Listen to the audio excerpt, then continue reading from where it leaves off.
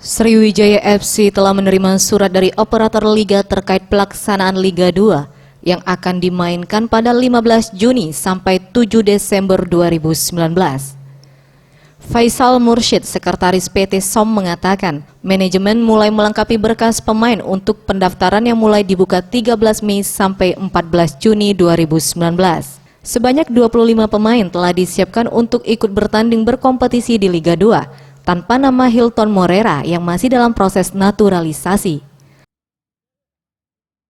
Jadi kalau untuk pendaftaran Liga 2 itu tanggal 13 Mei sampai dengan tanggal 14 Juni 2019.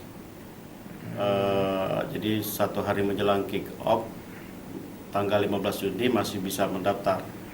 Ya, jadi di luar Hilton pemain yang ada itu 25 orang. Kalau dengan Hilton itu 26 totalnya. Jadi untuk Hilton sendiri kita sedang mengurus proses naturalisasinya. Untuk pemain Sriwijaya FC masih mencari pemain yang sesuai dengan kriteria pelatih sebelumnya. Nama Pelo Benson tidak direkomendasikan oleh pelatih Kashar tadi karena tidak masuk dalam skema musim ini. Tim Liputan Sriwijaya TV.